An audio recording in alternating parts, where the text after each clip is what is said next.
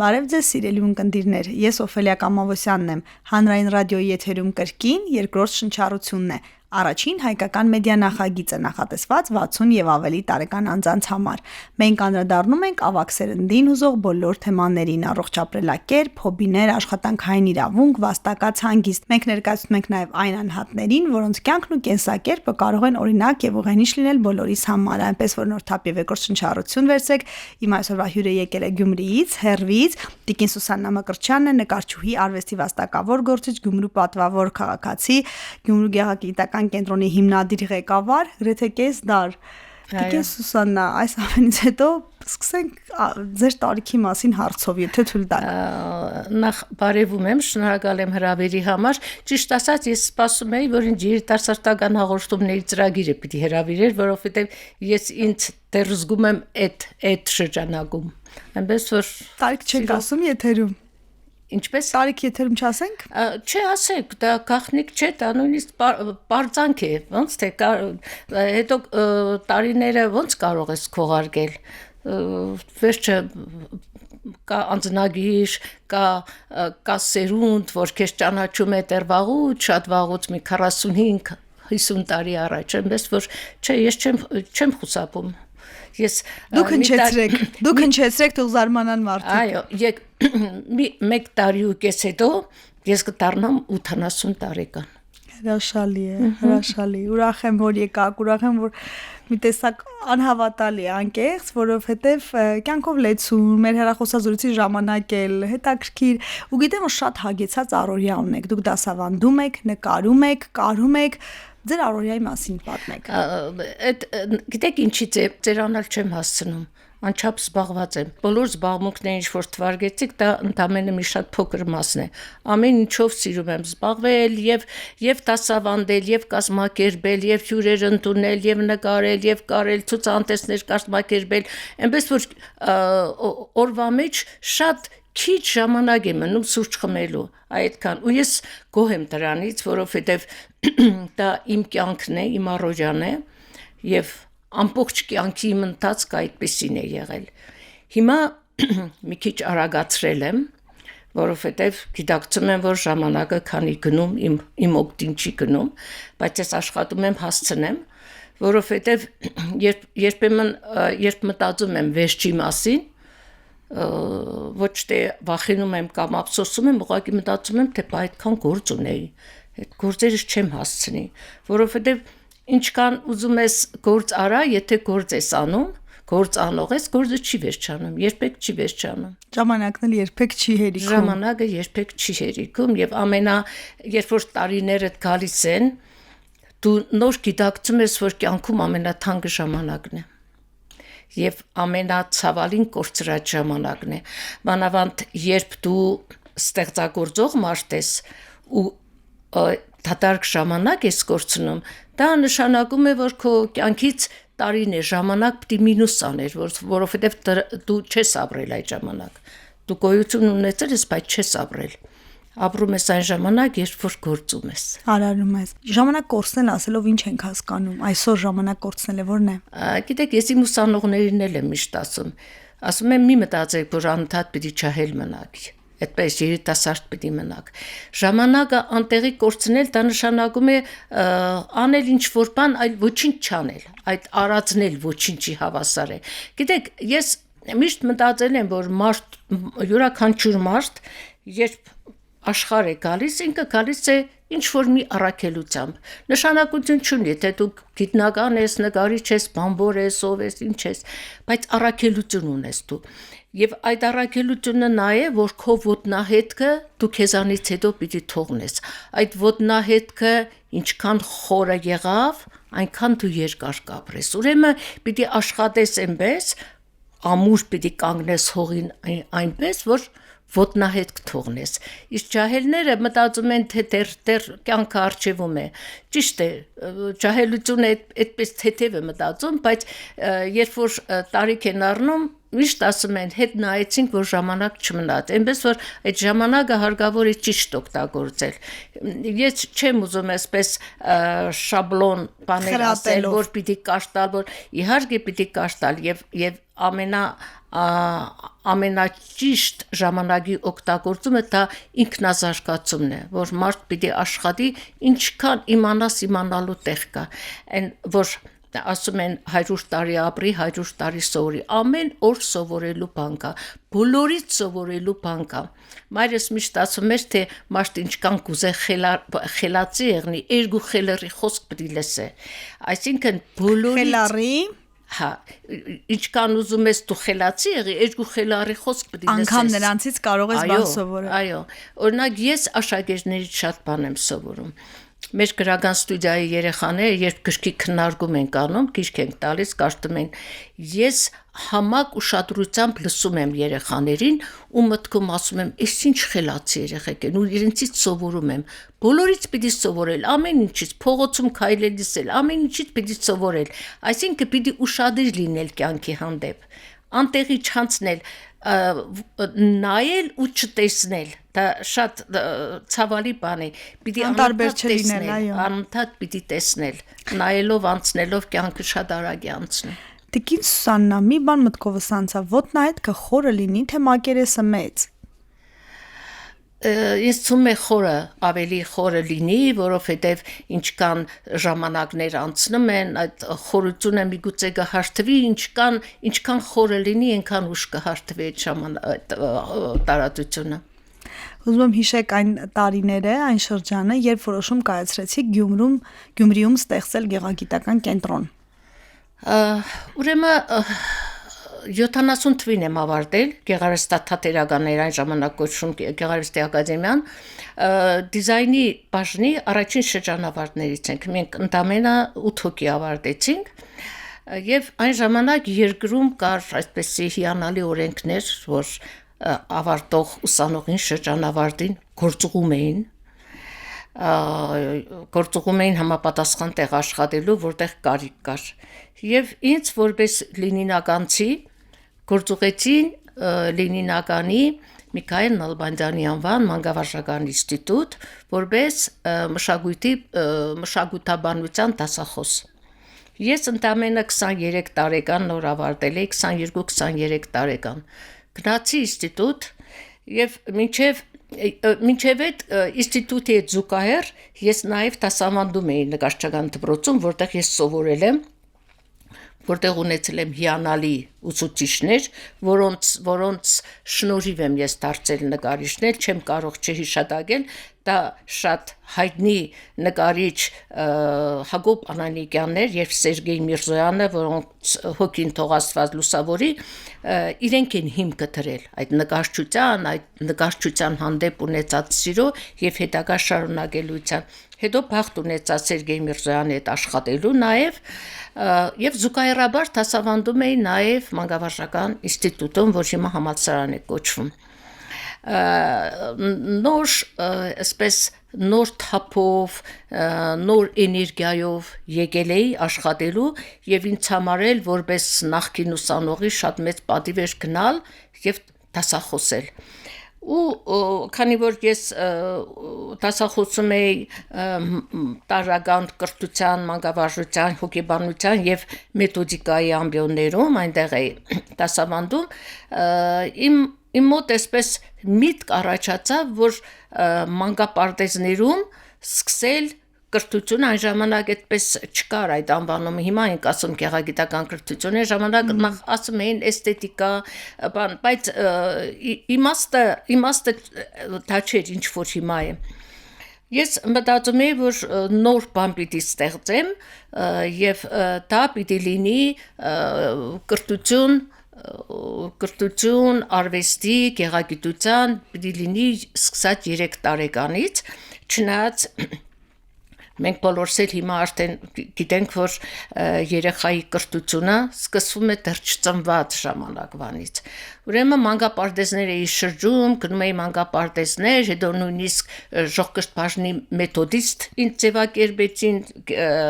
կերպարվեստի շրջումը եւ ինձ համար այսպես նպատակ դրեցի, որպեսզի ես ստեղծեմ գեղագիտական այսպես թեկումով մանկապարտեզ, որտեղ ես ուզում եի 3 տարեկան երեխաներից սկսել այդ կրթությունը։ Իմ երևի իմ բախտը բերեց այդ հարցում, որովհետև այդ տարիներին մեր քաղաքոմի քարտուղարներ երջանկահիշատակ Ռոբերտ Արզումանյանը, որը շատ գեղագետ մարդ էր, քաղաքական գործիչ լինելով հանդերձ, եւ ես իմ մտքերով կիսվեցի իրեն հետ ու էլի նաև իմ այսպես բախտը բերեց, որ այդ պահին հանդիպեցի էլի երջանկահիշատակ Հենրիկ Գիգիթյանի հետ։ Եվ երբ որ երեքից մտադրությունները կարծես թե համընկավ, Ռոբերտ Արզումանյանը ինձ ասեց դուք քաղաքում հարմար տեղ գտեք, մենք ձեզ տեղ տանք, որովհետև ինձ ասեց դուք մանկապարտեզ չէ, բայց կարող եք այդպիսի մի կենտրոն ունենալ, մանկապարտեզը ասեց թե այնտեղ տնտեսություն է, սնունդ է, դուք երևի չկարողանաք ու 78 թվականին ես գտա հարմար տեղ եւ մեր Լենինագանի Ժողկրթ բաժնի մանկական պատկերասրահ կազմակերպվեց հենց այդ շենքում քաղաքի կենտրոնում, որ հիմա Արգելոս թանգարանի տարածքում է գտնվում, հետագայում իհարկե ես այդ շենքը իմ աշխատանքի այդ արդյունքում ընդարձակվեց, փոքրիկ մի տարածքի դարձավ 1200 քառակուսի մետրանոց երկհարկանի գեղեցիկ մի շինություն, որ հիմա մենք աշխատում ենք։ Սանա երեխաների մեջ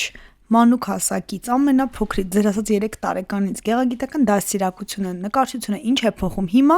այս սերունդը նկարող, երգող, արվեստին շատ ավելի մոտ են, քան ձեր նշած 70-ականներին, ինչ է փոխում, ինչպիսին են դառնում երեխաները։ Հիմա շատ ծնողներ երեխաներին ամենտեղ տանում են, վազեցնում են եւ բարի, բայց դրա այն խոր իմաստը հատկապես նկարչության ինչն է, օրինակ, ասենք 3 տարեկան երեխան սկզբում ճիշտ մի հատ մեջբերում անեմ մի բանից, որ ես սկսեցի, շատերը սկսեցին քննադատել ինձ, նույնիսկ հոդվածներ էին գրում իմ թեմ, թե այդ ինչ բաներ է անում 3 տարեկան երեխան նոր դեռ խոսել էլ չգիտի, ինքը ուզում է նկարչություն սովորեցնել, բայց տեսեք ինչումն է հարցը։ Երբ երեխային ուզում ես նկարչությունը դա դեռ այդ նկարչությունը չէ, սա առաջին քայլերը որ անում ես, օրինակ, ասենք երկրաչափական առարկաներ տարբեր գույների կտրատում ես, չէ, թղթերով, ասում ես սա շրջան է, այս շրջանը ինչ գույն է, երեխան ուրեմն սովորում է եւ երկրաչափական ձևերն է սովորում, եւ գույներն է սովորում, եւ հաշիվն է սովորում, եւ դրա հետ զուգահեռ լեզուն խոսել է սովորում։ Եվ հետո կամած մեր նպատակը ինչն է, օրինակ գեղագիտական կենտրոնների նպատակը, մենք չենք պատրաստում պրոֆեսիոնալ նկարիչներ, երգիչներ, մենք ընդհանուր գեղագիտական կրթություն ենք տալիս, այսինքն ինչ է գեղագիտությունը, գիտություն է գեղեցկության մասին, երեխային մտցնում են գեղեցկի աշխարհ, այդ երեխան քայլում է այդ գեղեցկի աշխարհով, ձեռքը բռնած դու տանում ես, զուգահեռ նա երաժշտություն է լսում, ներկայացումներ է նայում, պարում է, երգում է, նկարում է եւ երեխայի մեջ ձևավորվում է գեղեցիկը ընկալելու, գեղեցիկը գնահատելու հատկություն, դա այն է, երբ մարդ եթե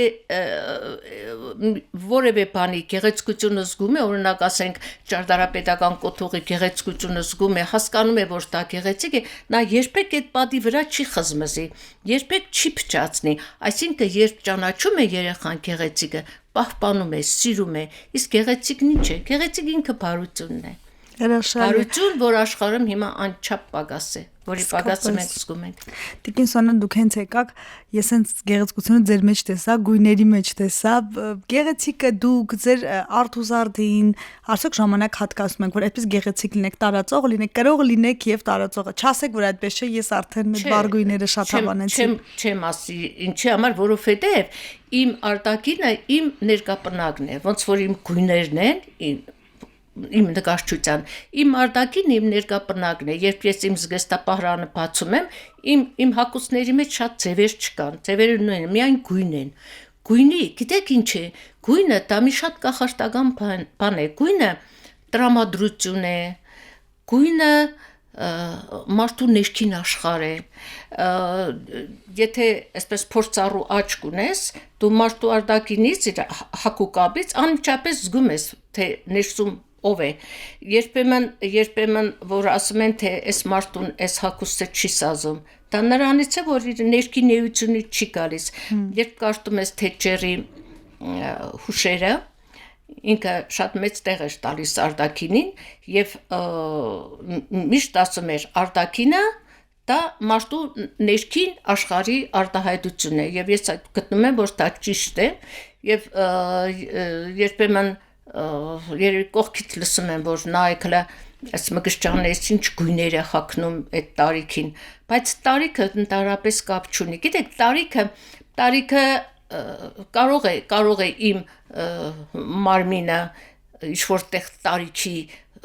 հուշել տա ոտքս ցավի, թևս ցավի, բայց ցավը նա է, որ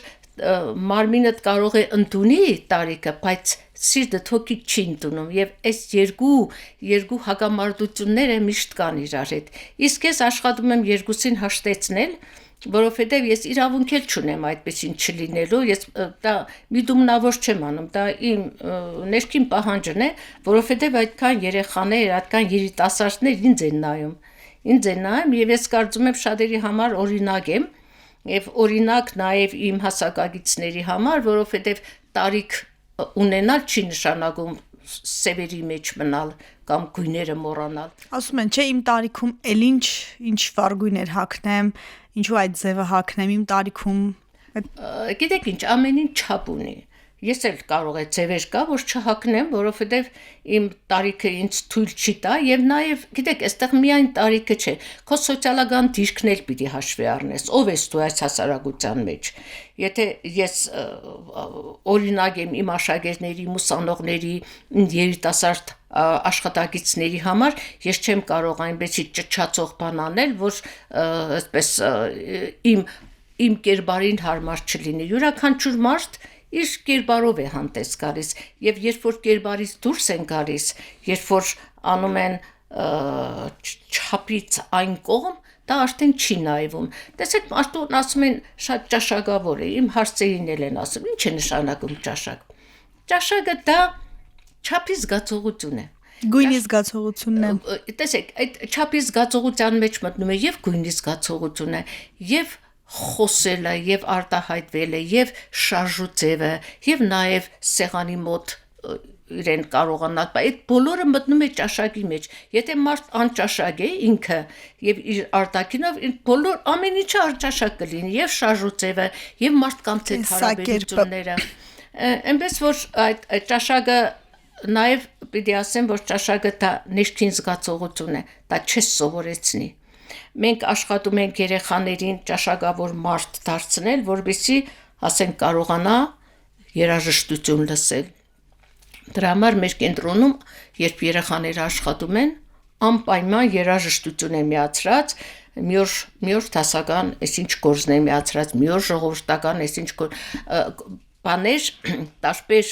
մի օր բան հանգիստ ջազ ենք միացնում, որ երեխան ոչ թե նստում լսում է, ինքը աշխատում է իր ենթագիտակցության մեջ, այդ երաժշտությունը տպվում է եւ ինքը անկախ իր կամքից կարողանում է երաժշտություն լսել։ Օրինակ այդ այն երաժշտությունը, որը լսելի չէ, մենք չենք միացնում, այդպես երաժշտություն չկա մեր մոտ։ Հատուկ սննդակարգ, մարզումներ, այսինքն առողջ ապրելակերպը որպես այդպիսին դուք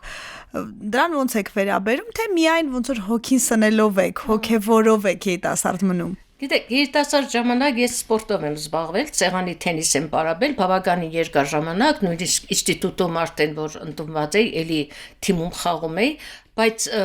հատուկ հիմա ես ժամանակ ուղղակի չունեմ։ Իսկ սննդակարգ չեմ կարող պահել, որովհետև ամբողջ օրվա ընթացքում զբաղված եմ եւ իմ սնունդը շատ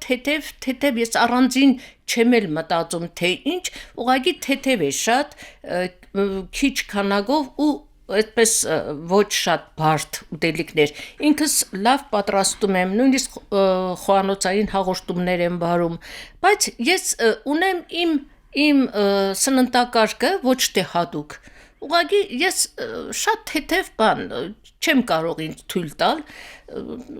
ինձ դա բավարարում է։ Որոշ բաներ բացառված են սննդակարգից։ Չի ասի, ուղղակի եթե մեծ սեղան է պատրաստված, ես գիտեմ այնտեղից ինչից պիտի օգտվեմ, կարող է ամենալավ բանը լինի, բայց ես դրանից չօգտվեմ։ Այնպես որ դա ինձ համար խնդրեմ չէ, այդ ծնվելու այդ Ժուժկալ եք, ասկետական մոտեցում ունեք։ Չեմ, այդպես առանձին ինձ համար առանձին ուշադրություն չեմ կենտրոնանում դրա վրա, բայց իմ տանեցիների համար, իմ հյուրերի համար շատ ընտիր պատրաստում եմ։ Իսկ արդակինին ես որ ճիշտ ասեմ, ես ոչինչ չեմ անում, հատուկ ոչինչ չեմ անում։ Երիտասարդացնող միջամտությունն է։ Ոչ մի բան։ Ես նկատեցի երնում մանիկյուր չեմ անում, շրթներ չեմ օգտագործում, այն մնացած ոչ մի բան չեմ անում։ Բայց դրա աչքերը փայլում են։ Այդ բանից է, երիտասարդությունից է։ Ասում եք ֆիզիկական տարիքը մարմնի հոգու բալանս է գտնում, որտեղ վրա է կանգնում, Տիկին Սուսաննա։ Երբեք չեմ կենտրոնանում դրա վրա։ Երբեմն ես որ մտածում եմ, թե վայ, մի տարի ու կես հետո 80 պետք է դառնամ, ու ես ինքս չեմ հավատում։ Այսինքն ներսում դեռ ուժ կա, էներգիա այնքան որ ասենք ինձանից շատ երիտասարդներ ասում են թե վայ ես ձեր էներգիան անսպառ է, իսկապես անսպառ է։ Երբ որ զգամ որ արդեն զիջում եմ, էներգիա սպառում է, ես իհարկե չեմ աշխատի։ Բայց հիմա ես որ մտածում եմ, ոնց կարող եմ ես չաշխատել, դա հնարավոր բան չէ։ Ապագայի պլանների մասին ասեք, քանի տասնամյակի ունեք։ Չգիտեմ, այդ Աստծո տնօրինության ով Աստված ինչքան կամեցավ, եթե կենտրոնանանք դրա վրա պիտի Չէ, պլանների մասին պատմեք։ Պլանները ինքան շատ են, ես որ մտածում եմ, թե ասում եմ, ինձ որ հարցում են առողջությունդ լավ է, ասում եմ, չգիտեմ, չեմ հասցնում հիվանդանամ, ժամանակ չունեմ հիվանդանալու։ Հիմա ես առաջիկայում մի նոր անհատական ցուցահանդես ուզում եմ անել, շատ մի 4 տասնյակի տավել անհատական ցուցահանդեսներ ունեցել եմ։ Հիմա մտածում եմ երևի Իջևանի ցուցասրահում շատ լավ ցուցասրահ ունեն, բավականին մեծ, իսկ իմ աշխատանքները անչափ հադուխաշիվ չկա։ Երևի այնտեղ ցուցահանդես կանեմ առաջիկայում։ Տեսեք ինչ է, ես մի քիչ հանգարց որ իմ կյանքը մի քիչ պես դանդաղակայել գնա, ես անչափես ելք եմ փնտրում, թե ինչ անեմ։ Ոչ մի բան որ չլինի գերների կհրավիրեմ, բաներ կսարքեմ, կհրավիրեմ, ցուցահանդեսներ կանեմ։ Հիմա ամենամեծ այսպես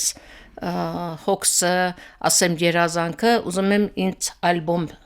տպեմ, որովհետև մինչև հիմա ոչ մի ալբոմ չունեմ ես։ Ունեմ հարյուրավոր գործեր, բայց ալբոմ չունեմ, որովհետև ես ճիշտ ասած այդպես բաների շատ ուշադրություն չեմ դարձնում, անփույթ եմ։ Տեսեք, նկարում եմ օրերով, ամեն օր այդպեսի ժամ չկա մի պահ, որ ես ազատ լինեմ եւ հանգարց այդ նկարչություն ամեն ինչ անում եմ, բազմաժանր նկարիչ եմ, ամեն ոճով աշխատում եմ։ Իսկ իմ այս վերջին տարիների աշխատանքները իմ ոճը դա իմ հեղինակային ոճն է, որ ես ստեղծել եմ, որը կոչել եմ ռելիեֆային նկարչություն, դրա հիմքը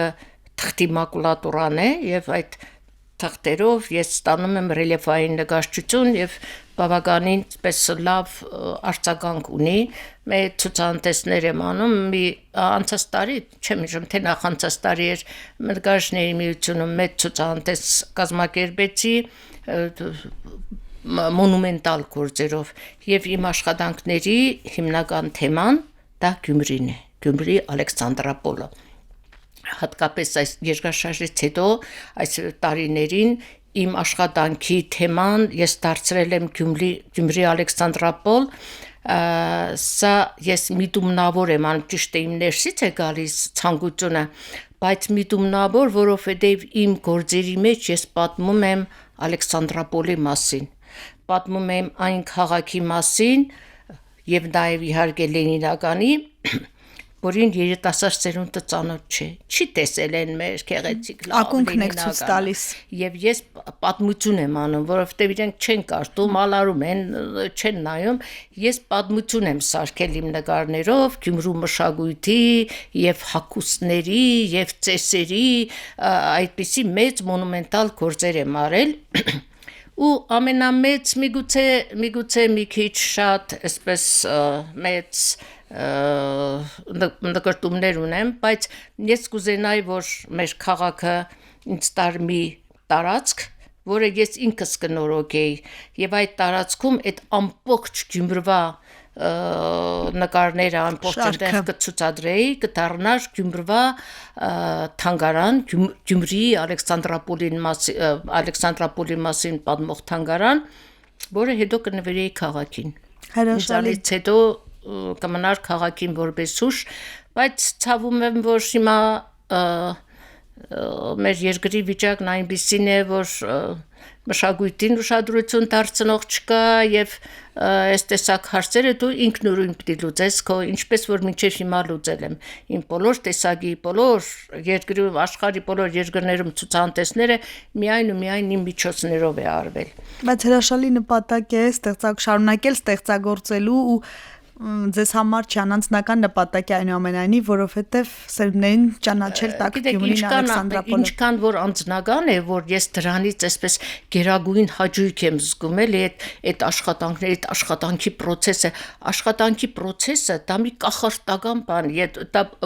բառերով պատմել հնարավոր չէ, երբ որ դու մխրճվում ես այդ եւ թեմայի մեջ եւ կատարելու մեջ ու դա քեզ դրանից է մարդ երիտասարդ մնում, չես հասցնում ծերանալ, դու անընդհատ ընթացքի մեջ ես։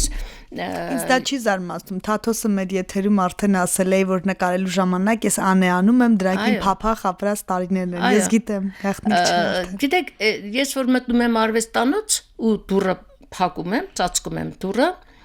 դա լրիվ ոնց որ աշխարհից կտրված մի տեղ լինի, չնայած քաղաքի կենտրոնում եմ, տանը մոտ շատ լավ արվեստանոց, բագով, սիրուն, դա մի ուրիշ աշխարհ է, այնտեղ էներգիան լրիվ ուրիշ է, այնտեղ որ մտնում ես, նույնիսկ եթե մտնեմ ու չնկարեմ, այդ էներգիայով լիցքավորված գնում եմ առավոտ իմ աշխատանքի տեղում էլի մի փոքրիկ սենյակ եմ առանձնացրել, որտեղ նկարում եմ, որպեսզի այնտեղ ես իմ ստացած էմոցիաները այնտեղ վերարտադրեմ։ Հրաշալի է, Տիկին Սոնա, ես մաղթում եմ, որ անսպար ստեղծագործելու ջիղ ունենաք, ու մենք էլի հանդիպենք, որովհետև մի նոր շարք ունենք, որ կոչվում է +/- 100, ես խոստանում եմ 20 տարի հետո այդ շարքում էլ ներառել ձեզ։ Մեր շատ հարգված մեր քաղաքոմի քարտուղարին Տոնարա Հարությունյանին, երբ 80-ամյակը պիտի նշեինք, եկանք հավաքվեցինք ընկերներով, ես զանգեցի, ասեցի, թե Տոնար հասկանազմնա, որոշել ենք ձեր 80-ամյակը նշենք, ասեց, չէ Սուսան ջան, չեմ ուզե, ասեցին, չի Տոնար հասկանազմնա, դու կարժանի եք բան, ասեց, 80-ամյակը նշեցին, մյուս օրը կմեռնի, բայց ինքը փառք Աստծո մինչև հիմա կա, 93-94 տարեկան է, այնպես որ հուսանք։ Շնորհակալ եմ, որ եկաք, շնորհակալ եմ, որ այս զրույցն եղավ, ժամանակը ցավոք կարճ է, որտեղ ես էլ հարցեր ունեի, էլի պիտի հանդիպենք, շնորհակալություն։ Խնդրեմ։ Ակտիվ եղեք, լսեք մեզ Հանրային ռադիոյի armradio.am կայքում, դիտեք հաղորդումը։ Բաժանորդագրվեք Երկրորդ շնչառության YouTube-ի ալիքին, գտեք մեզ TikTok-ում, Instagram-ում, Facebook-ում, գրեք ձեզ ուզող հարցերի մասին։ Մենք դրանց անպայման կանդրադառնանք հաջորդիվ։ Առողջ ու երկար կյանք եմ մաղթում։